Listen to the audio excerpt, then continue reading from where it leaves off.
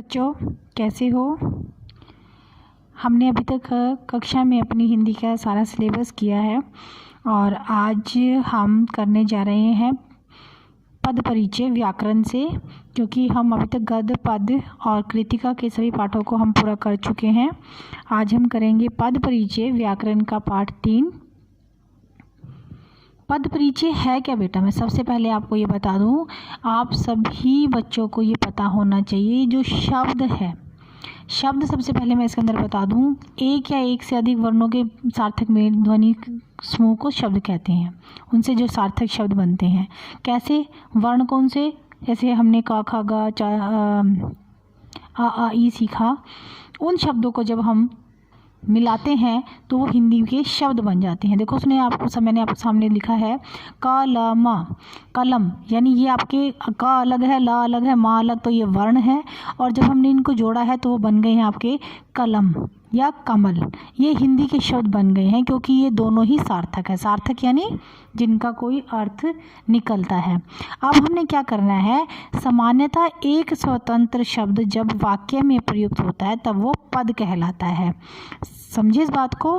देखो हमने वर्णों से शब्द बनाया और जब शब्द को वाक्य में लगाया तो वो हमारा पद बन जाता है और पद बनने के लिए उसके अंतर्गत वाक्य में उस शब्द की सारी भूमिकाओं का परिचय देना ही पद परिचय कहलाता है। सारी भूमिका यानी कि सारी भूमिका का अर्थ होता है कि वाक्य में प्रयुक्त प्रत्येक जो शब्द हैं वो व्याकरण के नियमों के अनुसार लगते हैं।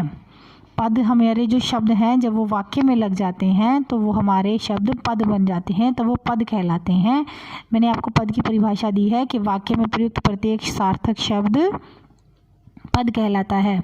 लेकिन आपका पाठ है पद परिचय, तो पद परिचय के अंतर्गत आपका परिभाषा बनती है वाक्य में आए पदों का विस्तृत व्याकरणिक परिचय प्रस्तुत करना ही पद परिचय कहलाता है।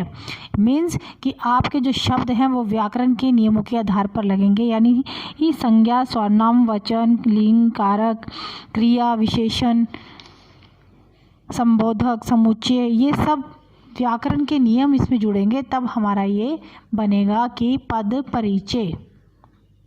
यहाँ तक हमें समझ में आ गया है कि वर्णों से शब्द और शब्द जो हैं जब वाक्य में प्रयोग होते हैं व्याकरणिक परिचय के साथ तो वो पद परिचय कहलाते हैं। ये हमारी परिभाषा में हमने लिखना है, वाक्य में आए पदों का विस्तृत व्याकरणिक परिचय प्रस्तुत करना ही पद परिचय कहलाता है। अब देखिए हमारे पास, मैंने आपको कहा कि पद परिचय के अंतर्गत हम इसे कैसे समझेंगे। आपने व्याकरण में सबसे पहले संज्ञा, फिर सर्वनाम, फिर विशेषण। अब इसके अंदर आप जब वाक्य आपके पास आएगा तो आपको ये बताना होगा कि संज्ञा में कौन सा भेद दिया गया है। संज्ञा के भेद कौन कौन से होते हैं आपको सभी को पता है। संज्ञा क्या होती है? किसी व्यक्ति, वस्तु, स्थानीय भाव के नाम को संज्ञा कहते हैं हम। और इसके अंतर्गत हमारे पास व्यक्तिवाचक में विशेष व्यक्तियों का नाम है, जातिवाचक में सभी जाति आ जाती हैं, भाववाचक में हंसना, रोना, बुढ़ापा, बचपन। ये सब हमें जब पंक्ति जो एक दी जाएगी, एक वाक्य दिया जाएगा, उसके अंतर्गत हमें बताना है। और ये भी बताना है कि जैसे मैं कहती हूँ कि सर्वजीत ने सर्वश्रेष्ठ खिलाड़ी का पुरस्कार ग्रहण किया।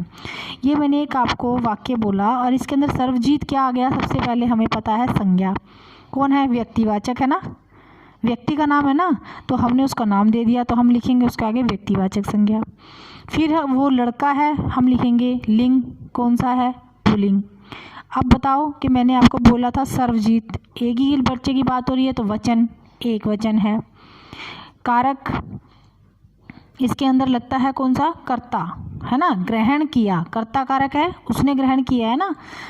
और कर्म क्या है? उसने जिस चीज़ को प्राप्त किया है, उसका काम था, उसका खिलाड़ी है, वो पुरस्कार उसने प्राप्त किया है। इसी तरह दूसरा भेद आपके पास आएगा सर्वनाम। इसके बारे में आपको पता है, सर्वनाम जो संज्ञा के स्थान पर लगते हैं और इसके भेद आपको पता है, पुरुषवाचक, निश्चयवाचक, अनिश्चयवाचक, प्रश्नवाचक, संबंधवाचक, निजवाचक। और इसके अलावा आपको फिर इसके अंदर बताना है लिंग, वचन, कारक और क्रिया।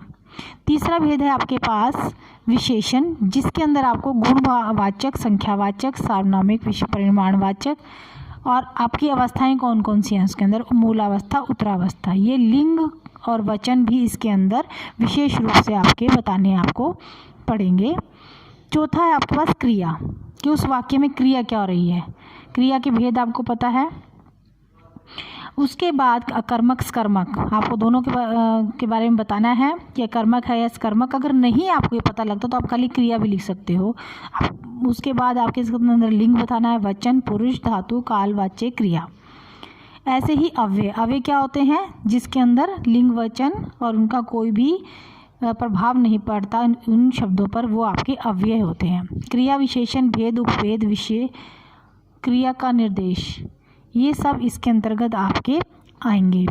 आइए समझें कैसे। अब देखिए आपके पास संज्ञा शब्द, मैंने कहा था पद परिचय, तो वो कहता है संज्ञा का पद परिचय करते समय हमें बहुत सी बातों का ध्यान रखना होता है। मैंने आपको कहा कि उसको लिंग, वचन और कारक और संबंध क्या है उसका। तो अब देखो उसने आपको नीचे आपको दो वाक्य दिए हैं। एक मैंने आपको बताया है अभी, सर्वजीत ने सर्वश्रेष्ठ खिलाड़ी का पुरस्कार ग्रहण किया। सबसे पहले हमने ये देखना है, संज्ञा से शुरू करना है। संज्ञा से संबंधित अगर वो पूछा जा रहा है आपसे, तो आपको यहाँ समझ में आ रहा है नाम आ गया है तो वो संज्ञा से है। अगर आपको ये समझ नहीं आता कि व्यक्तिवाचक है, पुल्लिंग है, तो आप सीधा वहाँ पर संज्ञा लिख सकते हैं। शुरुआत हमारी संज्ञा से ही होती है, तो आपने वहाँ पर संज्ञा लिखा। अगर आपको ये पता ध्यान रखना है वो व्यक्तिवाचक है या जातिवाचक है या भाववाचक है। आपको पता है नाम है तो व्यक्तिवाचक लिख दिया, अब वो लड़का है तो पुल्लिंग लिखेंगे उसके आगे। फिर ये भी बताना है कि वो एक वचन है या बहुवचन, एक वचन है। काम करने श्रेष्ठ खिलाड़ी है वो, तो वो कर्ता कारक है। इसी तरह नीचे उसने दूसरा उदाहरण दिया है, सरला पुत्री के पास नोएडा गई, तो सरला कौन हुई, संज्ञा, व्यक्तिवाचक में ही आया ना नाम इसका भी, और स्त्रीलिंग है, एक वचन है, कर्ता कारक है, और आई, खुद आई है वो कर्ता कारक है, तो क्रिया का कर्ता है। इस तरह जब हम पूरा ये इसके बारे में पद परिचय देंगे तब हमें एक नंबर एक वाक्य का मिलता है। इसी तरह अगर आप सर्वनाम पद परिचय मिलता है तो उसके अंतर्गत आपके पास पहला शब्द जो है, मान लो दिया है उसने पद आपको, वे खेल रहे हैं। अब वे क्या है, यह, वह, मैं, यह, कौन, कोई, ये सब हमारे क्या है, सर्वनाम है ना, संज्ञा के स्थान पर लगते हैं। तो जैसे अब आपके पास वाक्य आया है वे खेल रहे हैं का पद परिचय दीजिए, तो वे आपने सबसे पहले क्या आ गया, आपको सबको पता होना चाहिए कि ये सर्वनाम है। ये तो संज्ञा नहीं लिखोगे ना, यहाँ पे तो सर्वनाम आ रहा है ना, वे आ गया। तो फिर वो आपसे पूछता है इसके अंतर्गत इसके कितने भेद हैं, सर्वनाम के हमारे 6 भेद होते हैं ना, पुरुषवाचक, निजवाचक, निश्चयवाचक, अनिश्चय, संबंध और प्रश्नवाचक। अगर उसके अंतर्गत आपको अब ये पता होना चाहिए कि वे किसके अंतर्गत आता है, पुरुषवाचक में आता है ना ये वे, और आप फिर इसके आगे लिखोगे कि सर्वनाम अन्य पुरुषवाचक सर्वनाम है। अब खेल रहे हैं यानी पुल्लिंग की बात हो रही है, पुल्लिंग, और रहे हैं बहुत ज़्यादा हैं, एक वचन नहीं बहुवचन है। कर्ता कारक है, खेल रहे हैं, क्रिया कर रहे हैं, क्रिया है ना, क्रिया का कर्म उनके प्रभाव पड़ रहा है। तो इसी तरह वो ख है आपका, मैं पढ़कर बाजार जाऊंगी।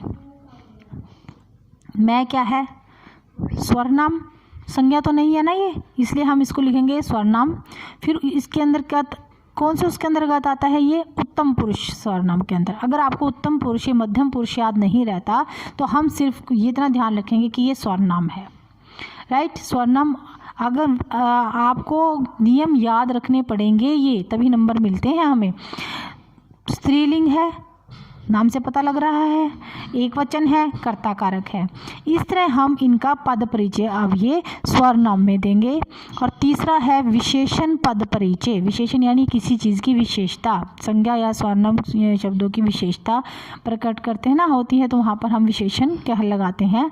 इसके भेद कितने हैं आपके पास, 4 हैं, गुणवाचक, संख्यावाचक, परिमाणवाचक और सार्वनामिक। इसके अंदर भी आपको लिंग और वचन बताना है और संज्ञा के साथ इसका क्या संबंध है वो बताना है। जैसे हमारी अध्यापिका पीला गुलाब पसंद करती है, वाक्य है आपके पास, और इसके अंदर पीला शब्द क्या है, पीला गुलाब पसंद करना, उसकी कोई विशेषता की बात बताई जा रही है, तो विशेष गुण है, गुणवाचक में आएगा ना, पीला रंग है गुलाब का।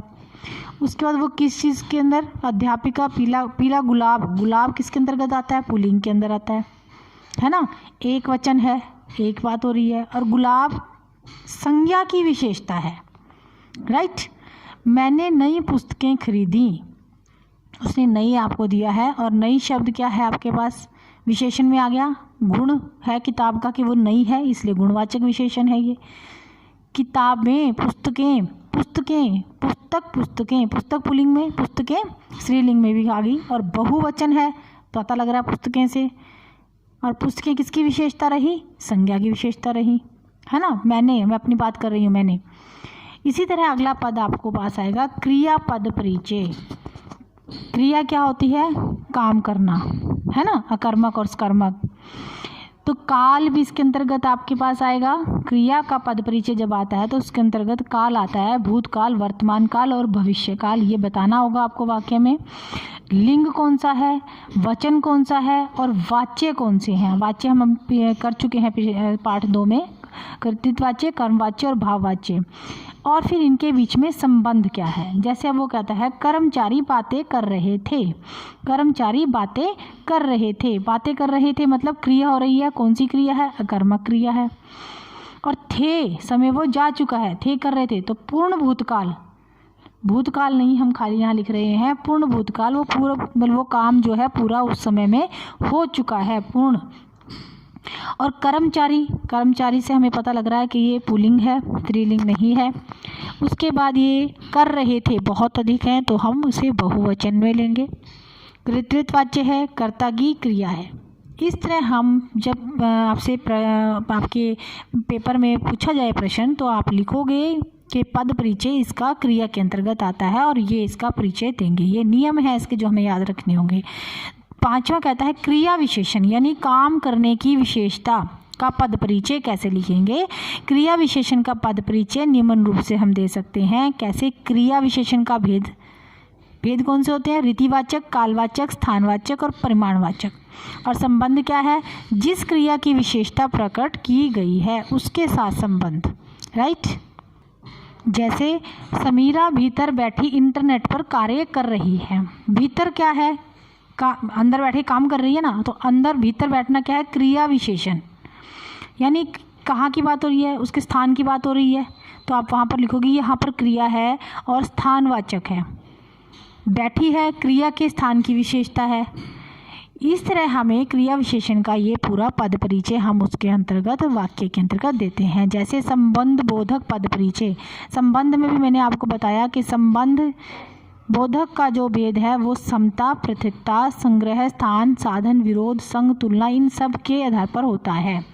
कैसे, जैसे भव्य के बदले प्राची ने इतिहास पढ़ाया, उसके जगह पर ना, तो उसका उसके साथ क्या हुआ, संबंध हुआ, तो हम यहाँ क्या लिखेंगे, संबंध बोधक लिखेंगे, विनिमयवाचक लिखेंगे।